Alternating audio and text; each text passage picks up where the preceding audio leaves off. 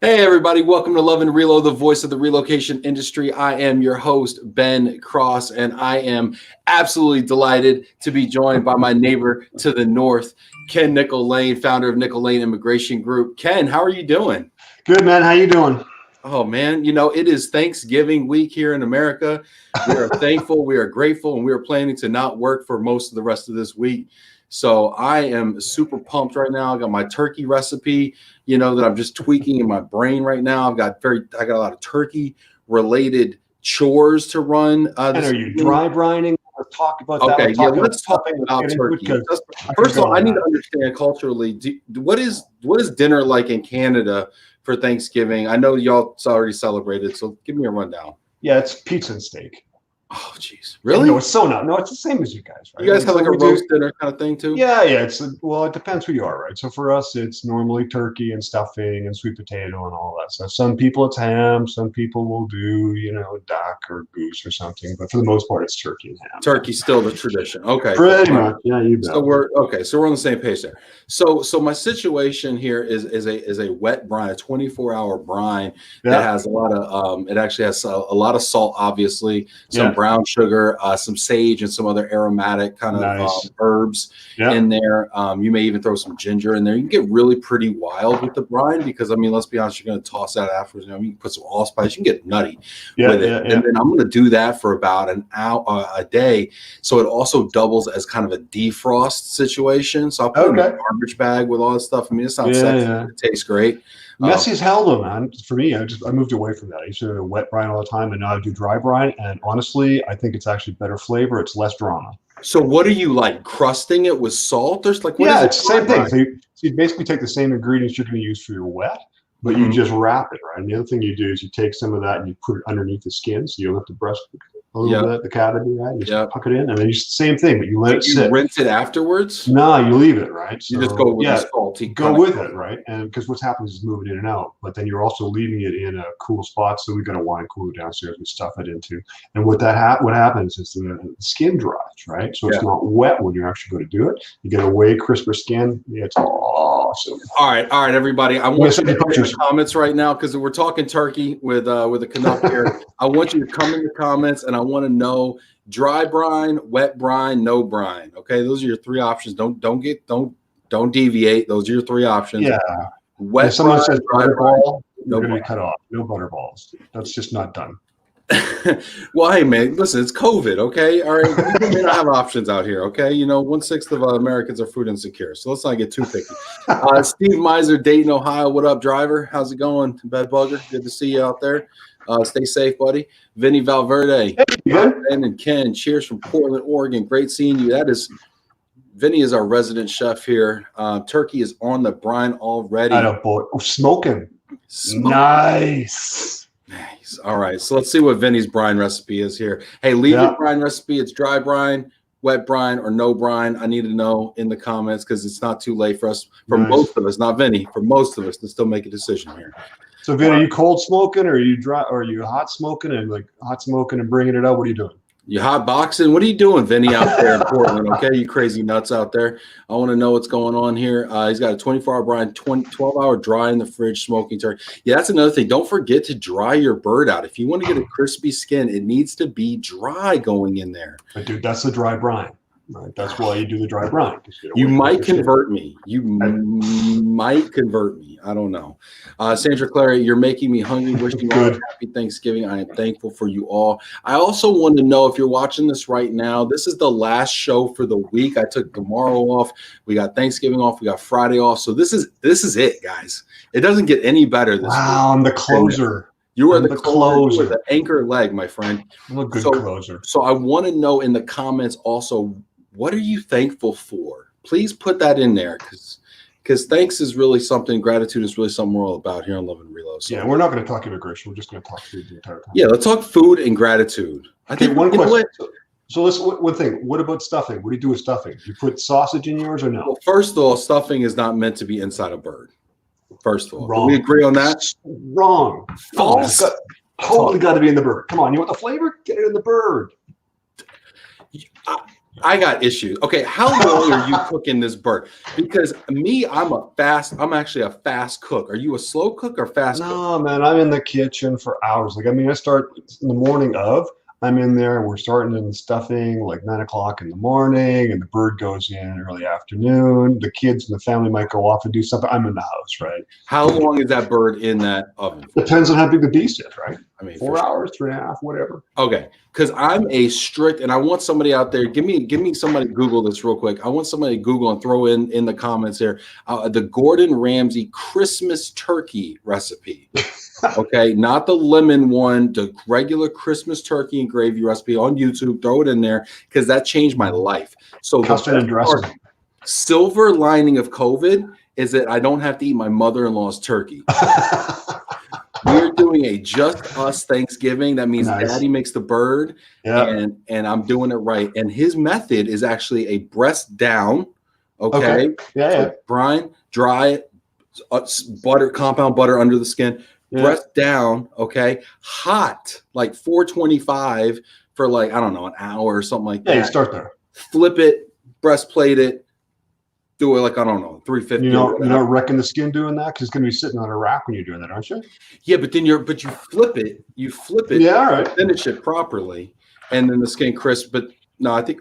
Do you have to swear throughout the cooking process? Or? No, you curse at your family the whole time. Yeah, you tell your children how inept they are. You take whatever your wife's contribution was, you throw it directly in the garbage can and say, "Start over." How can we serve this? Yeah. So there's a question, right? So, I mean, I cook a lot anyways. You know, my wife and I share the duties pretty much 50-50, and that includes cleaning the kitchen afterwards, right? So what about you? Are you just like the big major dinner thing? Is that when Daddy pops up, or are you actually in the kitchen the rest of the time? I mean, okay. I like I'm sensing you like to eat. I do like to eat. My problem is I overindulge and I get a food coma, and then I use the whole my angle, my caveat, my thing is, hey, you know, I cooked. So I gotta, you know, that's what I do. And then I watch football because my Cowboys are on at 4:25 Eastern. There you go. So let's see here real quick. We're gonna go through these comments real quick. Hey, leave these comments, leave the questions. Heather says wet. I'm a wet guy. Yeah, sure. Yeah. 24-hour wet brine. Uh-oh. You're wet. That's just a mess. It looks like Tracy doing a wet brine 24 hours in the fridge. I actually don't fridge it. I just throw it in a garbage. I feel like it's already frozen. Yeah, but yours is frozen, right? Like I was thawing mine first and then putting it in the brine, right? That's an interesting trade-off because I don't have to deal with the defrost, which is also yeah. Wow, I like this convo. I go dry brine, Valerie. Is anybody keeping track here? Let's see. I vote for anything Vinny recommends. Yeah, I'm with that. Vin's got taste. Oh, Jack. You know what? Let the service providers have the uninspired answers, Jack. Okay? All right, let the service providers just co-sign Vinny all day long. Okay, I expected better out of you, Jack. Jack, what kind of dessert? You were a cake master. What kind of dessert are you throwing out there, Jack? I want to know that. Ben Sukia, hey, Ben. Show us your view, Ken. Oh, I could probably actually swing that. Hang on a second. Swing it. Okay, just give me a sec. I'm not sure you're going to catch it. Canada. Oh, it's beautiful. Yeah, can you see the mountains back up in there? I can. Is there snow on the ground there? Oh, yeah. Very nice. And where in the world are you, Ken, specifically? Okay, so everyone knows where Calgary is, right? Let's say we do. Okay, so presuming you know where Calgary is. It's in Alberta, right? And you've heard of Banff?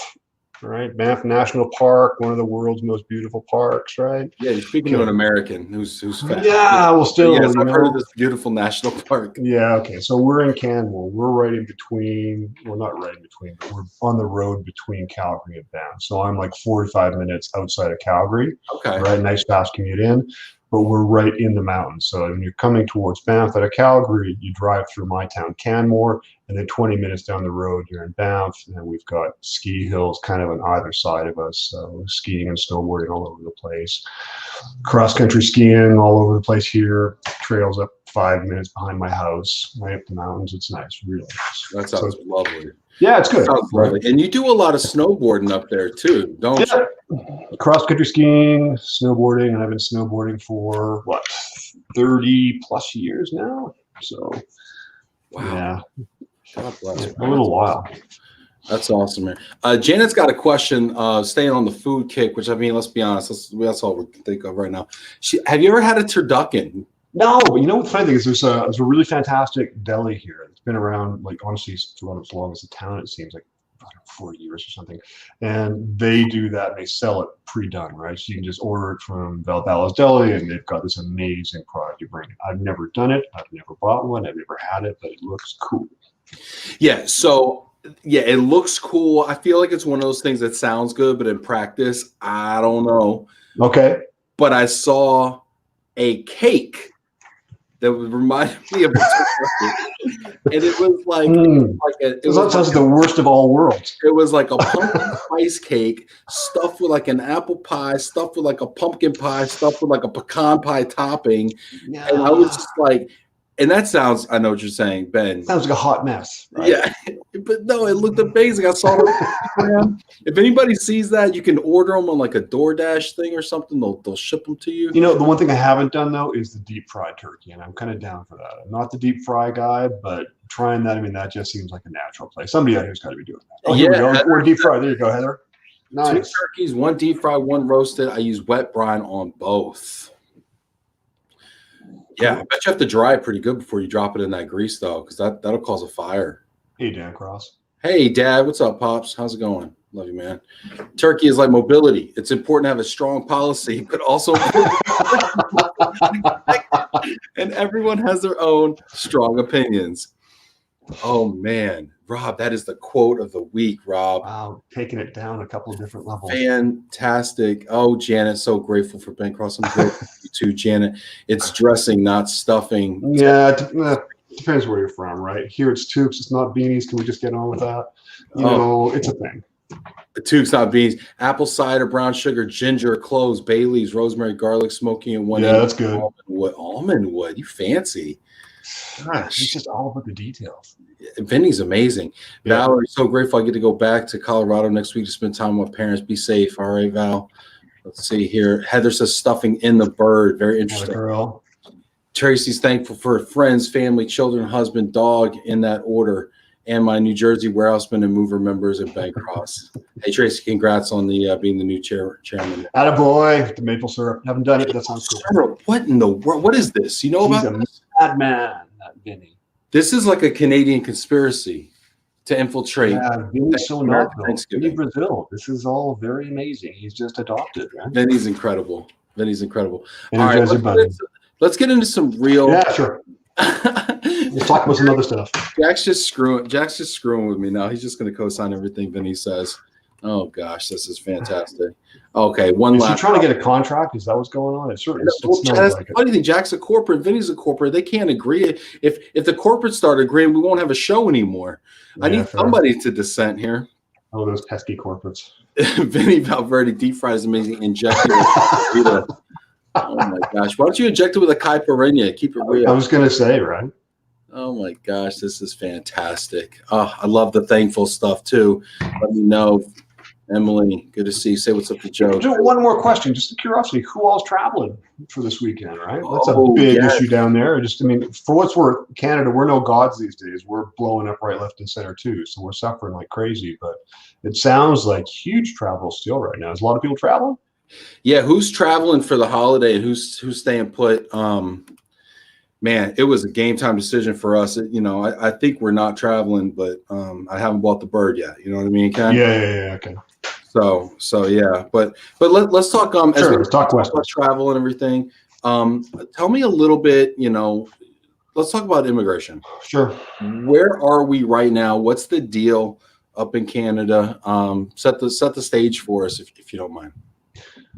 Right. So normally where that conversation starts is the border closed or open? And you see nothing but reports of the border between Canada and the U.S. being closed. And I think one of the things, anyone that's in immigration or does quite a lot of movement back and forth across multiple borders gets is it's not just one border, it's a border that we have that we share with the world, right? So the border is closed, but really it's open for a lot of different categories, right? So if you have status in Canada, so if you have a work permit, if you have permanent residency, if you have another reason to come in and it's an essential reason, not a discretionary reason, you can still come in, right? So how it's really closed is it's really closed to visitors primarily, right? So you can still get in. It's not easy, and there are certainly constraints, and you can't do as much at port of entry as you used to, right? So you're filing typically consular as opposed to.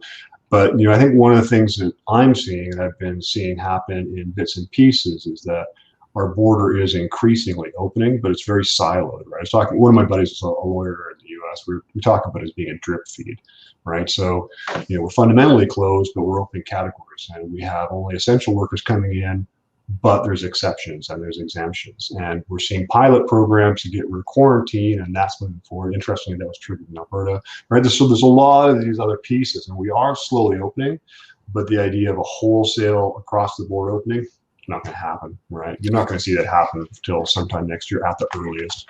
Yeah, and so I want to ask you about what that finish line moment's going to be, or what that grand opening moment's going to be. It's not. But before you, anticlimactic. Before we get to that, though, I want to ask.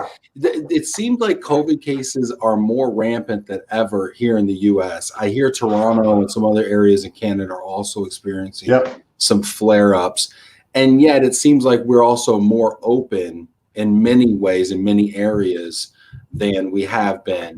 Do you see that's going to continue, or do you see a retightening? Like Vinny said, a state is in lockdown again. Do you see a retightening that just hasn't happened yet, or what are you forecasting? Let's say in the next 30 to 90 days. Okay, so for those that aren't really aware of what's happening up here, we are going into lockdowns. So you are? Okay. Oh yeah, no, it's happening, right? So where I live in my happy small little town, it's basically a small sort of tourist town, right? And locally, 15,000 people. We had cases averaging sort of 4 and 5 across the summer. Sometimes we were down to none. Literally, it was pretty nice. And now we're up to, I think today, in the last 2 weeks, we spiked up to 60. Our neighboring town of Banff is way over 100. Calgary and Edmonton, the major cities here in Alberta, are exploding. So we're literally a step away from lockdown. In fact, I think in the next hour, we might hear that we are being locked down. Manitoba's locked down. BC's gone to enhanced restrictions. They're also talking about restricting border crossings between provinces. Municipalities, so cities in Ontario are locking down, and that's a bit of a distinction, right? So instead of being the entire province, some places it's just the cities that are going down. So we are seeing that happening. Now, do I think that's going to impact what we do at our borders? No, I don't think fundamentally that's going to change, right? So we have Canada's been really conservative with our border all the way along. And public opinion, I think right now is sitting at about 80–85% keep the border closed. But when Canadians talk about that, they talk about primarily Canada, US, and frankly, it's just the fear that we see with the numbers and how crazy it's gotten in the US. Keep those dirty Americans out of here, right? Yeah, but it's it's not so much that. It's just that there's just a lack of control, and there's just such a divisive argument around it down there, right? I mean, mask, don't mask, right? People just totally anti it. Here, it's a lot more homogenous. I mean, we certainly have a lot of anti-maskers up here as well. But for the most part, most people are looking at us going, you know what? This is just sensible. This is science. It makes sense. We're going to do this. And then there was a whole, I'm not sure, did you hear about the Alaska Loophole? Did that make it down your way? Okay, so tell me about it. We got time. Yeah, no, I hear it. So just in terms of the dynamics up here, there was an Alaska Loophole, or so-called, that allowed people to transit through Canada up to Alaska and back and forth. Oh. So right, so if you're an American citizen, you could come across Canada. So you can come. Like, hey, I'm just passing through here. But dude, that was the problem, right? So here's these guys that are going, yeah, no, just going up to my property. I'm doing this, I'm doing that, right? And you see them hanging out in Banff Park, drinking with their buddies for a couple of weeks, telling all the stuff. Oh yeah, it's easy to get past. And did that blow up here? Because now it's a situation where Americans are taking advantage. Right, and breaking the system.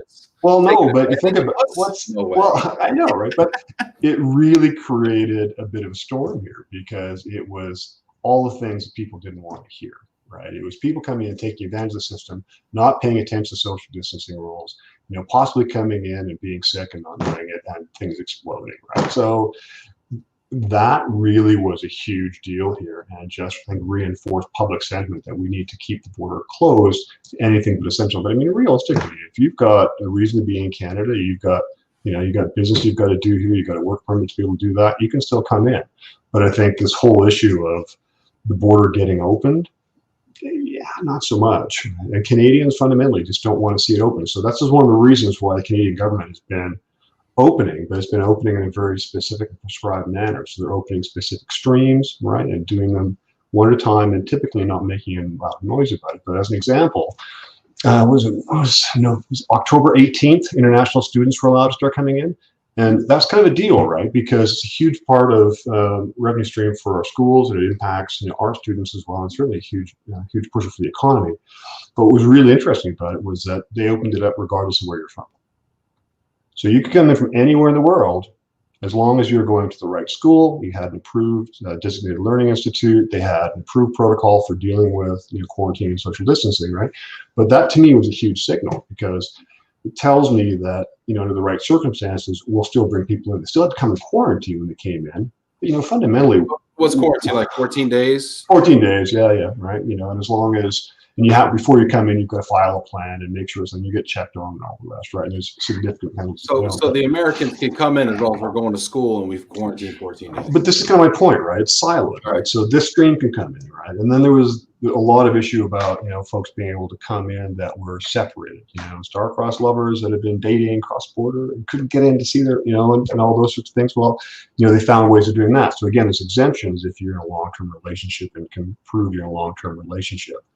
As long as it's with somebody in Canada that's a Canadian citizen or has permanent residence. So there are ways of doing it, but there are all of these, what I would describe as so is Tinder and Bumble and Match.com becoming the gateway to Canada? Is that how people, is that the Tinder loophole? I mean, I don't know. I mean, that's part of the dark side I can't talk about, man. I don't know. I've been married for a while. I don't go down. What's Tinder? What is this Tinder that you speak of? Is that how we're getting visas and immigration these days? Is we're using Tinder who needs immigration technology? We got Tinder. Oh man, this is fantastic. I'm having a lot of fun today, Ken. Thank you so much for indulging me too. Yeah, no worries. Like button right now. Send a heart up there to Calgary, to Ken, Calgary Ken over here. We're gonna answer all your questions too about immigration. I want to talk to Ken about founding, his own company and what prompted him to do that and what he's learned along the way. We're gonna kind of engage in some reckless speculation, as we are prone to do here on the program, especially on a quasi Tuesday, Friday. We're going to engage in some reckless speculation about the future of global mobility, 3, 6, 12 months and beyond. Whip out the dust off the old crystal ball. And we're going to talk about whatever else you want to talk about. So go ahead and leave your questions and comments in there and let us know your thoughts.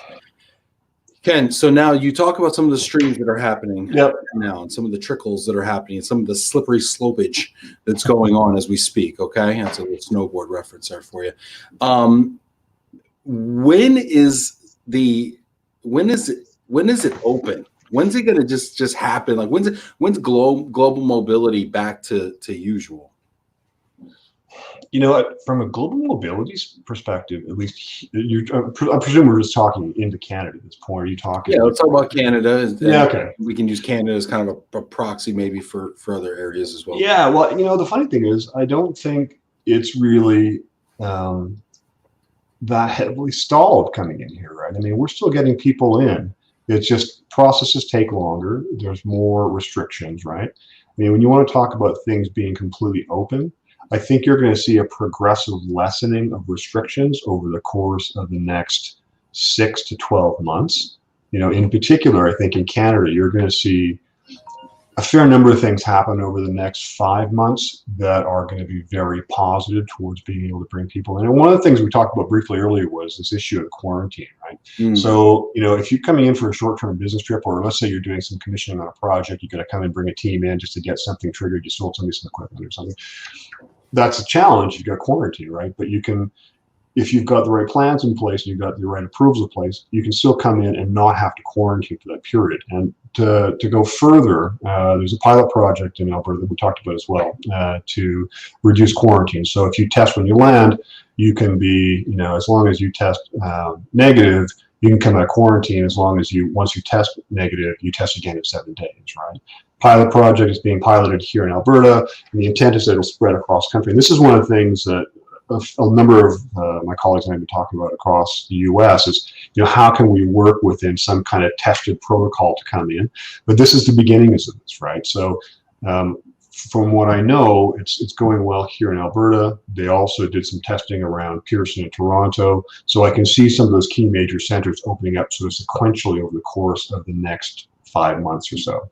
And that's a key piece, right? Because again, for short-term travel, you got to come to Canada, you got to sit in a hotel room for 14 days, before you can actually do anything. It's not going to work. So if you can find a mechanism through testing to get past that, that's super positive. And that potentially opens up other streams, right? So that sets the groundwork for other types and ultimately for visitors coming in as well, right? So, but this is kind of what you're looking at. You're looking at all these little foundational changes that the government's putting in place, right? That are sort of telegraphing what could happen. We got a question here from Vinny. Vinny says, Ken Nicolaine, we have been having some issues getting Canadian work permits via the exception process, essential worker categories. Any insight on when this will be lifted and when we will go back to normal? And before you answer, Ken, Vinny, sure. A question right back to you, Vinny. Have you tried Tinder? Marinate on that, Vinny, and we're going to let the expert weigh in. Vinny. Yeah, I think the pressure I don't want to say to keep people out, but to be tight to process is going to continue. And again, I think that's in large measure because it's concern around public sentiment, right? So I don't think you're going to see a lot of lightening of that for probably about the next 6 months, right? So I think this is kind of the timeline you're looking at. I mean, it's really unfortunate that we've seen a spike here that we have, because that's not going to help public sentiment at all. We're going to be in lockdown mode. Somehow we're going to be letting more people into Canada. How does any of this make sense? Even though it's not rational, I think it plays into what the government's decision is. Well, so much of this is around perception, right? Around perception, perception of how the government's handling it. Kind of guilting people into either going one way or another, whether it be the government, more restrictions, or social, less restriction. I mean, so much of this is perception and argument, right?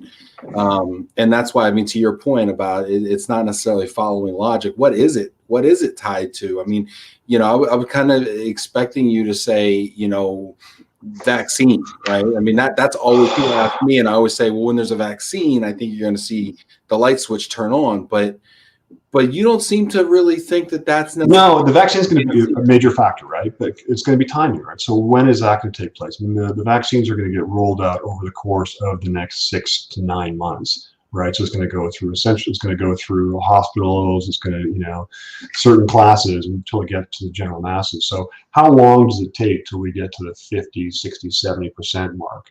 Right, but you're still going to have a lot of these constraints in place. That's why I keep talking about this 6 months window, because I think there's going to be a lot of things happening throughout this period of time that are going to take us to a point sometime next summer where things are more open. And Hey, I'm not surprised you haven't tried. Yeah. I just want to make sure everybody understands I am not a lawyer, so my advice is there's really no warranting my advice whatsoever, but Tinder for professional purposes might be a thing. Keep asking those questions. We will answer them both seriously and funny. So keep those coming in the comments here. We have another question from Tim Quirk. He wants to kind of understand your thoughts on the sentiment around a vaccine. He says, what percentage of Canadians will not get the vaccine? I read that only 70 to 80% of Americans will get vaccinated. And Tim, that 70 to 80% number is actually, I think, up a little bit from what it was, early on. What's your feeling, Ken, up there around? I think you're going to see higher uptake. I think there is a really vocal minority that talk about concerns. Just honestly, we see the same conspiracy theory stuff up here as well. And it's just comical. You follow social media on me. I'm not talking about LinkedIn, but if you get into some of the Facebook and the local group, man, it's just some of the stuff that comes out is just, it's hard to actually believe it's coming from a human being. But I do think it's not coming from a human being. That's why, right? Yeah, perhaps, right? From a bot or something, right? I do think that there is going to be a higher take up here. There's certainly a huge concern about getting back to normal, but there is the same kind of thing you see in the U.S. where there's an undercurrent of folks that are just skeptical, right? I saw something recently on social media, and the argument was, well, we still remember thalidomide. It's like, okay, well, this is hardly the same kind of period where, the testing paradigms are perhaps as weak as that. So I think the trust is going to be higher. What was that again? You still remember what? Thalidomide. It was a vaccination, I think, coming back many, many years ago that caused subsequent birth defects in children, right? And it was a huge issue, right? So there's a concern, there's an undercurrent of concern around things being rushed to market, but I think most people would believe that in the current day that these things are being rushed, but they're still going to be in a much safer place than things were, say, 20, 30, 40, 50 years old, right? So, well, and I see that here too. I think the early talk about a vaccine getting here by the election, right? Some of that talk felt like it was rushing the process, and I think that a lot of the skepticism around vaccine was the vaxxers, right? But also there's a lot of people who were pro-vaccine that just weren't confident in this process, particularly because they felt like it was being rushed for political reasons. So I think that the increased numbers that Tim's even citing, 70-80% of Americans may choose to take it. There's just more confidence the longer the process goes on, as we're hearing, okay, AstraZeneca is at 90%, Moderna is at 94% effective. Those are crazy high numbers too, right? Like, I'm sorry, like most vaccines are closer, like they're acceptable at 50%. Is that true? They're good at 70. Yeah, no, I think that's the basic status. If they're, as long as they're 50 and above, they're considered to be viable. But at 70%, they become good, and 94% is crazy, right? So I think what's really optimistic about these is that they're not just targeting this particular strain, but they cover the whole genre, right? So that's a really positive. So it means that it's kind of like getting the perpetual flu shot, if I get it right. Right. So you get this, and we don't have to worry about COVID-25 necessarily, because in theory we've been vaccinated, and it's going to cover us up for that.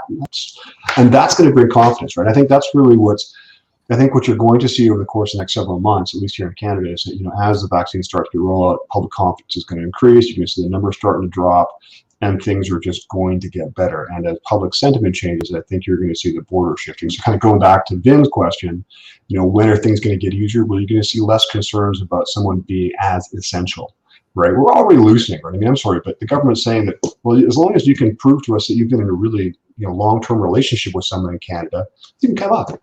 Okay, well, how do you define that? Well, if you sign a stat deck saying we've been dating for a year. Months. How about that? Does that work? But right, like as long as the stat deck, we're really close. We've been close for years. I know. So I think you're going to see, as public sentiment changes, you're going to see a lot of processes become easier too, because the government's going to feel they can put more through, and it's not going to have to be under dark at night, right? And that's kind of how things have been getting released lately. Things have been getting put through, but they're quiet. They're not being heavily announced because they don't want to rile the public and get the anti-immigration set going. Makes a lot of sense. I think for the second half of this show, I'm going to play lawyer and you play immunologist. And I think we should do that. Let's do that. This is great. This is a lot of fun, though. No, this is great. These are great questions here. Bridget Romaine said, actually, before we go in here, Janet weighs in here. With vaccines take about 20 years before they really know if and how it is working. Yeah, I mean, I can't speak to that. I'm not a doctor. You're supposed to play immunologist. I mean, right? Yeah. Break. I mean, this is how improv works. I got a guy. Can I call him? Can we call him a friend here? Bridget Romaine says, Ken, what magnitude of additional costs between businesses are facing bringing people into Canada? Quarantine, test checks, additional visa costs. Yeah, well, okay, a couple things. Your corporate friends. Yeah, no, the visa costs haven't increased. Well, I mean, other than just the box standard increases, right? So there's nothing specific that's been added on there. Test checks, I think they're 150 or thereabouts. So, there's that when you land. You're going to get hit with that twice. Quarantine time, I mean, depending on how you're coming in and where you're coming in, if you got quarantine for 14 days, you're going to be suffering those hotel costs, right? That's not a good thing, or if you have some other program, but that's going to be an impact, right? So what's the actual number? It's notable. Is it something that would stop you from bringing somebody in if you need them in Canada for a 6 month period? No, it's not going to stop you, because Buddy's going to land. He's going to It's going to be, wherever he's going to sit for 2 weeks. He's just not going to go in the office or to the site, right? Right. He's just going to work remotely for 2 weeks from his situation or whatever. So I don't think it's that significant, right? Unless you're coming in for a short-term trip and you've got to just be sat still and you can't really do much. But even still, I'm sorry, you put me in a room somewhere for 2 weeks, I'm going to be busier than hell for the entire time. So. I'm pretty sure you're sitting in a room you've been in for 2 weeks right now. So. More than 2. Exactly. Although I can go for a walk up my backyard. It's nice. Exactly. I mean, global mobility relocation has been expensive, and people have been doing it, right? I think more it's the uncertainty about the health risks. I think is one thing that would keep people back, and frankly, just the inconvenience, the idea of quarantining, away from your family and whatever. If you were to leave on assignment, or to have your family, in a quarantine situation with you for 2 weeks, that might deter some people. So anyway, let's see here. So let's keep the crystal ball out. Sure. Maybe we'll call it the snow globe. Let's keep that out, and let's talk about long term now. So you've kind of given us a 6 month is kind of your idea. It is kind of tied to vaccines and everybody kind of getting that and having that immunity develop and COVID becoming less of an issue. But what do you see as some of the long term impacts from what will be a 12 to 14 month experience that we've all been through? What are the long-term impacts in your opinion to global mobility? And before Ken answers that, I got so many ways to go down this road. Hit that like button, throw a little heart out there to Ken in Calgary. Throw your comments and your questions in here. I want to hear what you think about what we think. That's what makes it interesting. But Ken, what do you think is the long-term impact? Wow, where to start? Okay, so I do think there's a couple things, right? So the first is, and I use this reference a lot, that Pandora's box has been open, right? And when I talk about that, I'm talking to you about the work from home and work from anywhere, and how companies need to adjust, and what's the implication of that. So I think, and the corporates can chime in with questions or comments all the way along, but I do think that there's going to be a new world of work out there, and I think there's a lot of positives to it, right? So I know a lot of companies where everyone is completely virtual, and Ben Heller's kind of talking, like, they're all virtual. They've been that way since inception. It works beautifully. Yeah.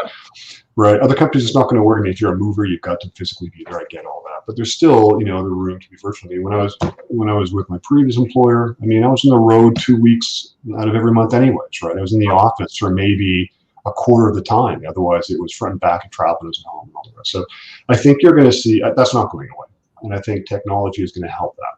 And I think what's also interesting around that is because of what we've experienced over the course of the last 9 months or a year, it's a lot easier to connect and work with people, right? And do it through this kind of mechanism.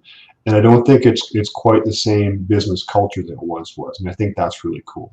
I think it's a really positive move. I think it's going to be a lot easier for companies like mine, a lot of smaller companies around the globe that are popping up all over the place that are now going to be able to work with larger companies and also work together with, with themselves and also with clients. So I think you're going to see a bit of a paradigm shift around who's going to be in play in the marketplace, because it's not going to matter anymore that you've got that big office in New York City. No one's going to give a damn because they're not going there anyways. Such a great point, Ken, right? As a small company looking to hang a shingle and say, hey, I'm here, employee number one, maybe have 2-3 other people, whatever. Now it's not like who's the best person in my backyard. And if I can't find one, now I have to relocate them and spend $20,000 or whatever the number is. Yeah. But now I can hire them from their home, see if it works out, see how I like them, see how they do, whatever.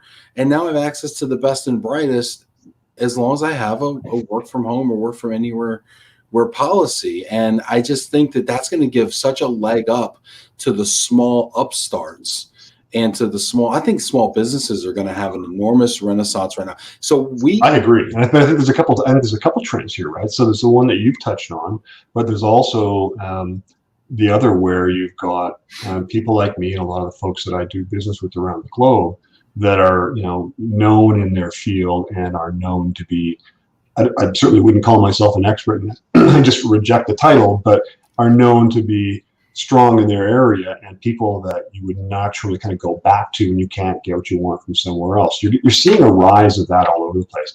And those are the same companies that are typically being plugged in through other systems anyways, through the global RMCs and all the rest. So ultimately, as Vinny or whoever using as an interface to connect to those companies, typically they're in play anyway. So now everyone's getting a little bit more comfortable going direct to those companies, right? So the middleman, I think, is potentially at risk in there on the one side. The other piece, though, is this whole idea that you can hire anywhere, right? So what does that mean? Now, for me, I can hire from anywhere across Canada and do, right? And that's a cool thing because now I've got people sort of parachute across the country and they can be working from home, doesn't matter, because they can have meetings locally in coffee shops, whatever. So I've got that ability. And that's a really positive thing for me because I'm not moving people around. But now what does it mean for Relo? Because now those folks aren't being relocated, right? Is that now being offset by the guys that are being moved up from corporate into their little small towns they want to work from now because they can work from anywhere? Great question. Ooh, I'd love to hear your thoughts out there in the comments. If you're watching this right now, what is the impact of work from home? What is the impact of work from anywhere? Are we crazy? Is there still a case for relocation? Is it going to be just cyclical and it's just going to bounce back like nothing happened? Is it going to bounce back minus 20%?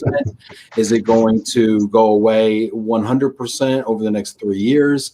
Love to hear your thoughts. What other problems might arise that we can still solve as an industry? I'm going to tickle your brain with that one, Ken, here in a moment. We've got some people checking in here. Shabina. What's up, Shabina from London? It's getting late over there across the pond. I'm flattered. Yeah, really, right? People take time out of their evening when they could be spending with anybody, and they tune in to hear a faux immunologist and a non-legal lawyer here. Speaking of ponds, are the ponds frozen enough to play hockey on? Yes, in fact, you can play hockey on Lake Minnewanka, and it's beautiful out there. Is it frozen enough right now as we speak? Yeah. What is that, like 8 inches of ice? What's the? I don't know. He's like, I don't know. Oh yeah, I'm not the ice guy. But the reason I know that is because there's groups here that actually pose it's called wild ice, right? So they say, okay, well, this one's frozen over here, good for skating. This is great for hockey, right? So that's what we do here, right? I don't know. We're connected. I need inches. I need to know inches. I need to know. I am a top 1% gentleman. Okay, when it comes to BMI, I need inches. I need graphs potentially. Samir, hello from the Bay. What's up, Samir? Hey, Samir. Good to see you, buddy. Let's see here. Bridget says, totally agree. Can't put smaller businesses on an equal footing as suppliers.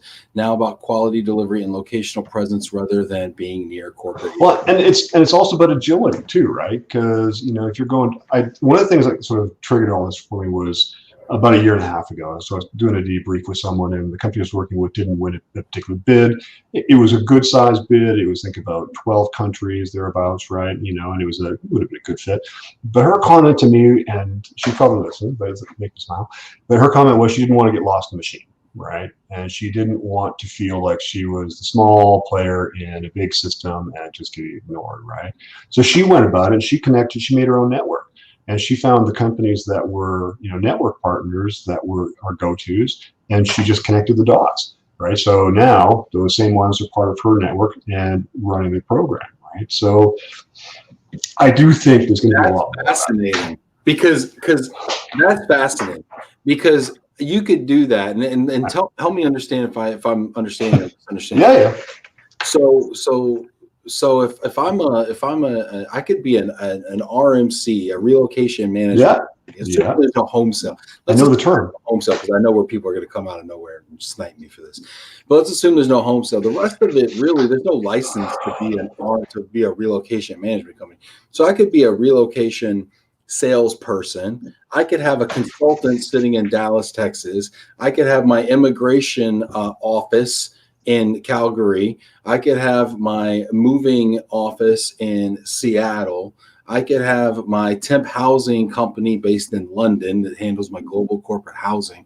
I could have all these dots on the map, still be an agile, company with, 15 people on the team, so to speak. So you're not lost in the shuffle, but you still have a global footprint.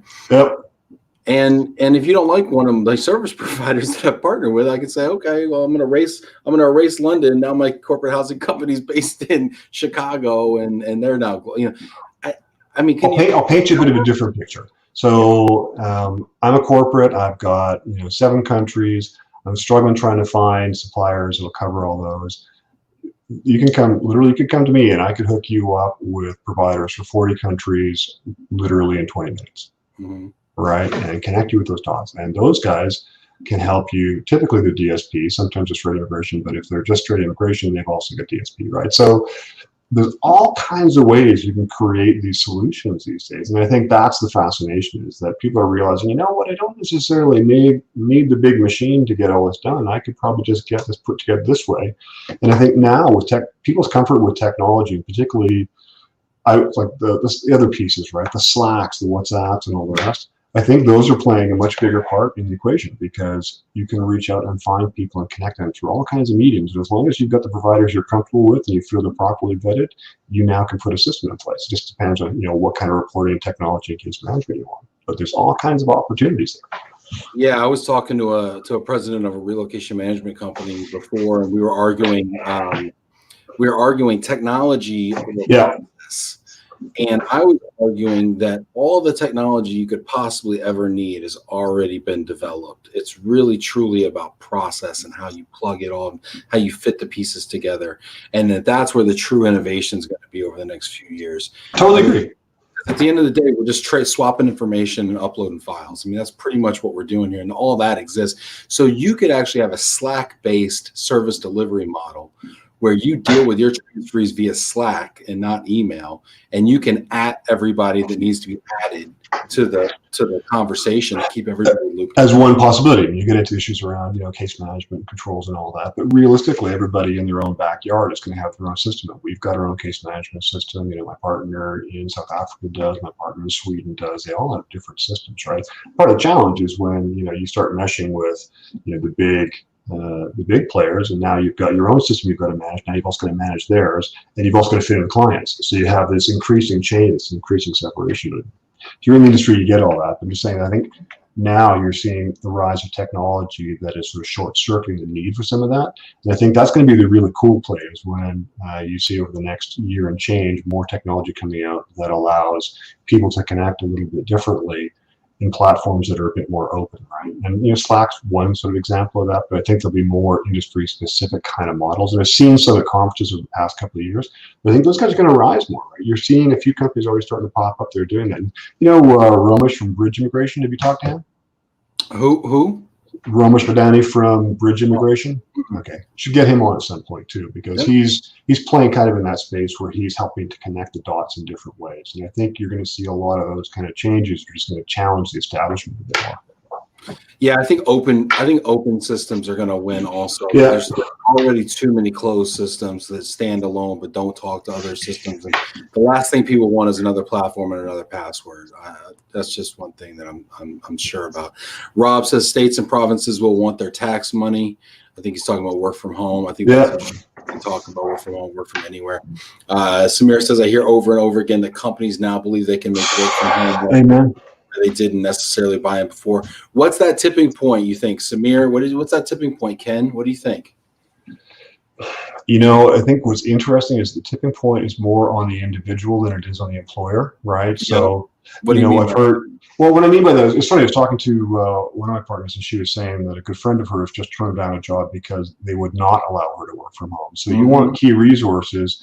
Those resources know that they can find a job and get it with someone who will allow them to. So, I mean, I'm fine to work from home. I like being in the office as well, so I like a mix, right? And there's a lot of people out there that are the same way. Some people thrive on being in the office. They've got to get away from the house, right? But I think it's going to be more down to that. So it's going to be a lot more in the hands of individuals, because now it's quite clear that anyone really can work from home as long as they're not sort of hands-on or have to be collaborating very closely. So I think you're going to see a lot more of that sort of falling into the hands of the individual, right? So the tipping point is about the companies, but the person they're trying to hire. So I agree and disagree. I think it's about the person, but I think it's the person within I think it's the boss. If the boss is comfortable working from home, if they've done 30 days plus and they felt productive and they've had wins and they've learned how to use Teams and Zoom and the tools, right? And and if they're Slack proficient or whatever, if once they figured out, I swear one of the reasons I have to come in right now is because my boss wants to be able to call me on my 3-digit extension, doesn't want to use my cell phone number.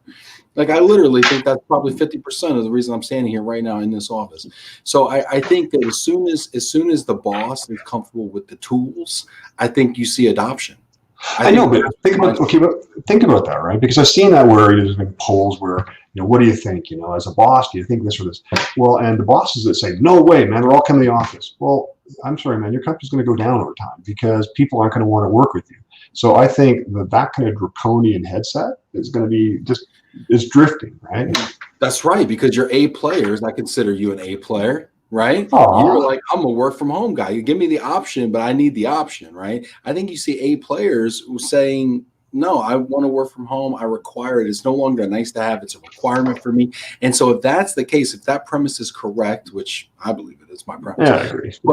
But if that premise is correct, then who's going to be left to staff your firm? B players. And not only B players, only B players that are local to you. Yeah, I think there's still a place for, there's still a lot of people that want to be in an office. I think the days of, the boss mandating thou shalt be in the office 5 days a week, like that's gone. That bird's gone that away. Yeah. And if you're still hanging on to that, you're stuck with, okay, we got a whole bunch of questions. Yeah, we got comments coming in. Shabina checking in, saying, hey, Janet. Everybody. Hey, Jackie. Yep, look at this. We got Valerie says, as soon as people don't fall through, talking about the ice. Roman, what's up, Roman? Awesome conversation, guys. Ken, he's got a question for you. Ken, what sort of tech platforms do you think are best for smaller firms who are coordinating a global network? I think a lot, hey, Rom, I think that's kind of a loaded question. It depends on what you're already using, right? And I don't think you necessarily need to have a very specific platform. It's astounding how many organizations that are quite significant still live off spreadsheets, right? And they're managing the global mobility program from that. So, in terms of a platform to manage all that, I don't have a magic bullet for that. There's certainly several out there. I'm thinking of the names escaping me, but there's a couple of groups out there that have platforms that are designed to function almost like a marketplace, right? Where they just simply connect all the pieces. And I think you're going to see more of a rise in those, but for a lot of companies, they only need access to 5 or 6 countries. You don't really need to have a significant program to run that. You can simply have strong relationships with players. They'll manage their own tools and they'll provide you with reporting as you need it. It doesn't need to be some overarching beast that you're trying to manage. So. Yeah, I think the approach, there's the global approach and there's the local approach. And I think that people who are newer to the business kind of look at like, hey, I need to solve for global, right? Because that's where the pot of gold at the end of the rainbow is from as a technologist, right? I got to be able to I need a scalable solution, right? But then you have practitioners who understand you can make a ton of money with a hyper localized strategy. You can make a ton of money being the Canadian immigration guy and just owning your, mining the gold and mining the diamonds in your backyard kind of thing, right?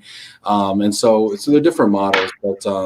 But I think sometimes we get bogged down trying to solve global, and we never create a great global solution when we could just be a really great localized and then conquer the countries that we have clients in as needed and scale that way.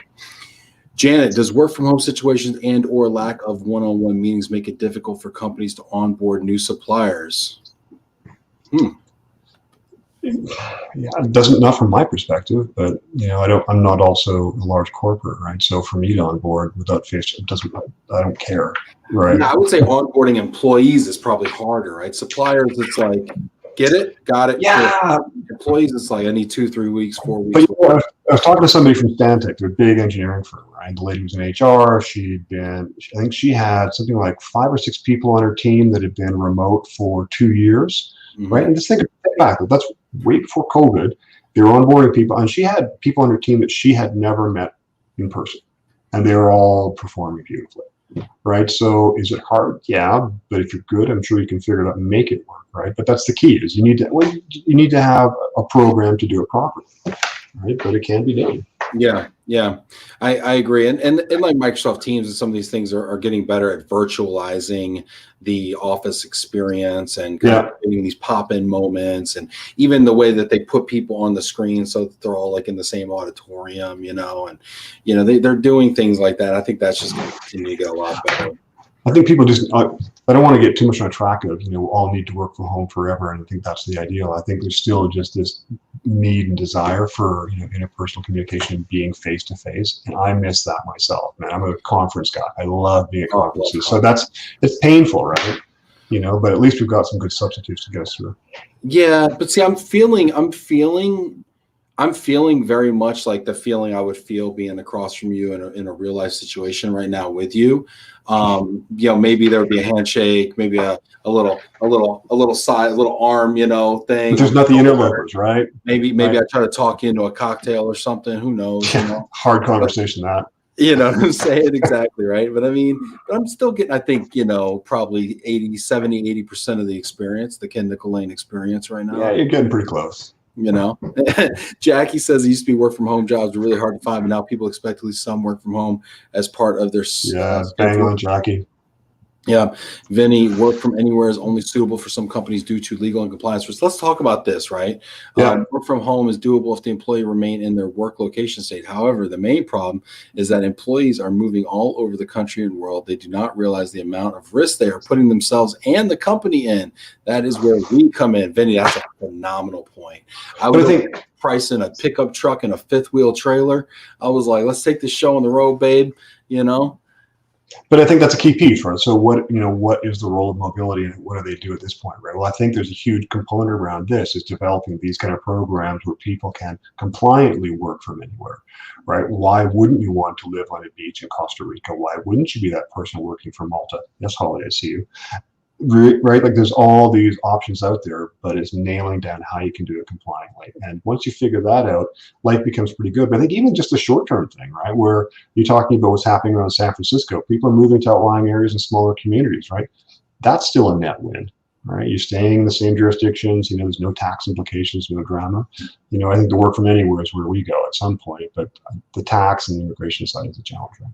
How do we as a global mobility industry allow, because Vinny said that's where we come in, right? And I think I think we as an industry are probably the folks with the toolkit best suited to help companies navigate the work from anywhere thing. Right? We understand the tax complexities, we understand the legal and the immigration complexities. But I think this is the opportunity, right? Housing. I think this is the opportunity. So because we talk about, like, one of the things we touched on earlier was the fact that, okay, well, how does this impact, if people are, working from home or working from anywhere? Well, chances are they're still going to want to get there, right? So they've been in a corporate situation in Metro and they want to go to, another state, or they want to move to Costa Rica or wherever it is, right?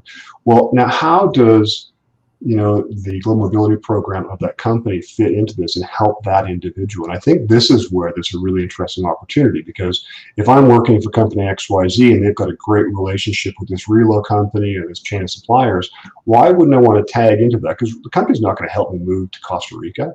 Well, no, but can I leverage the firm, right, that relocation company and all those benefits and that structure of the program and pay for it myself? Right, so it's still working compliantly within the company's system. But to me, this is a huge opportunity for all these programs, because now you can be supporting it, but it's not a company cost. You're facilitating what the person wants to do, and the suppliers are still making money, right?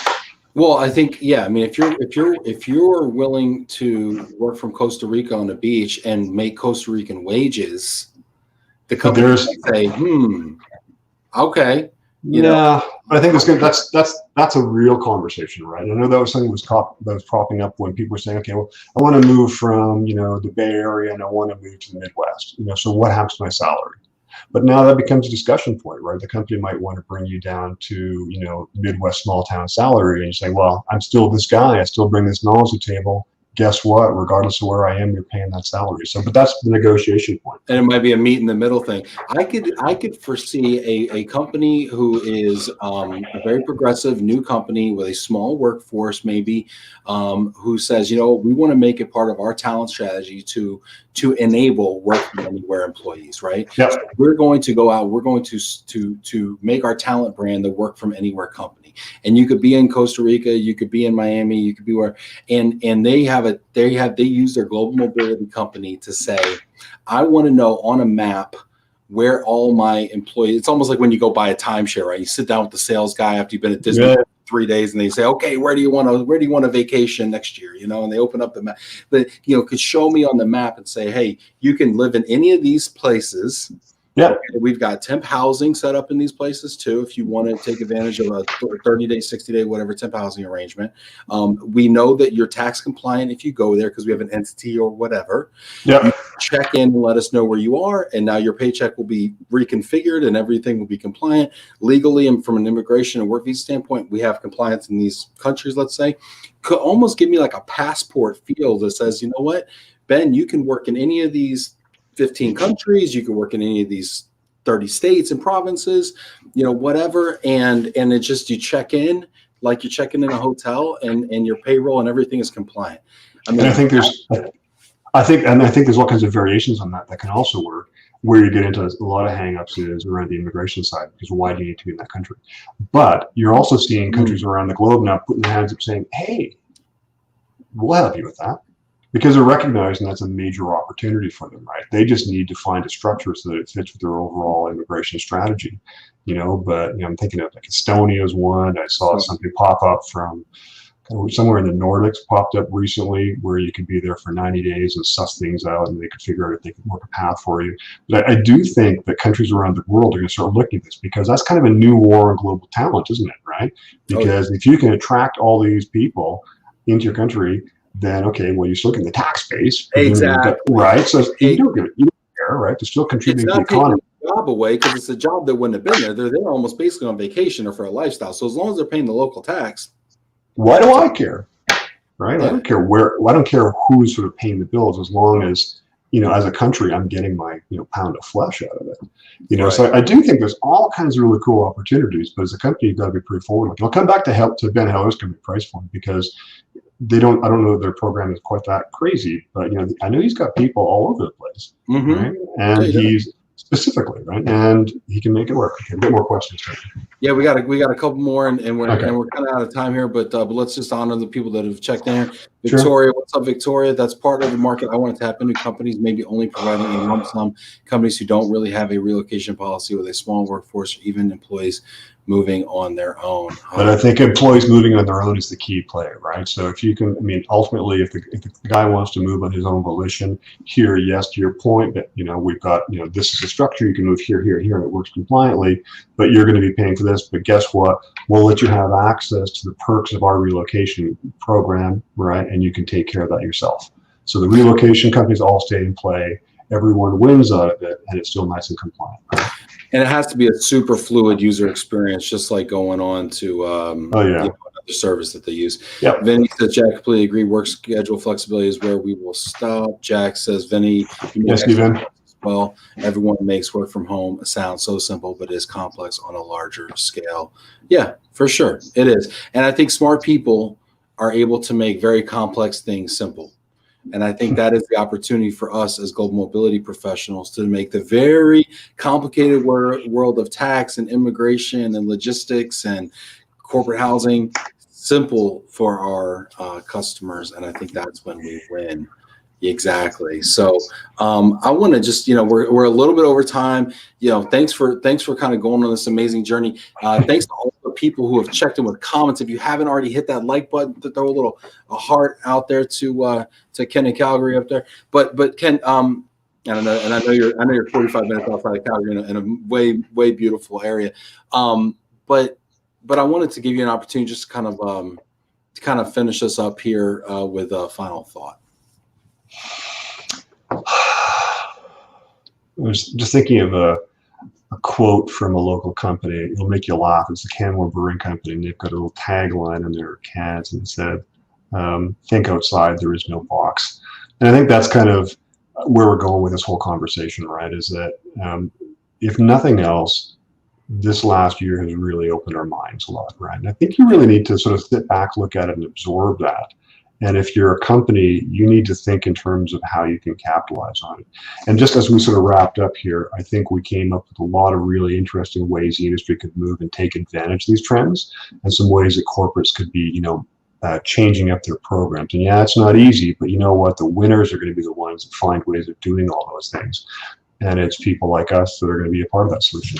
So I hope so, Ken. Give me a call. Great words, Ken. Thank you so much, Ken Nicolane, founder of Nicolane Immigration Group. Thank you so much for coming on. Thanks everybody out there who was watching. We are not on tomorrow, Wednesday, Thursday, Thanksgiving, and Friday. We're taking a day off. We'll be back the week following. Got some really cool things in the works. But as you go into Thanksgiving, I just want to say I am so thankful for each and every one of you who tune in here every day and give me an hour of your time. It's humbling. I really appreciate it. We wouldn't be here without you guys. So I'm very honored for the opportunity to be a part of your life. And thank you for being a part of mine. It means the world. Have a wonderful week, hopefully with family, hopefully safe, and take care, everybody. See you next week. Thanks, everybody.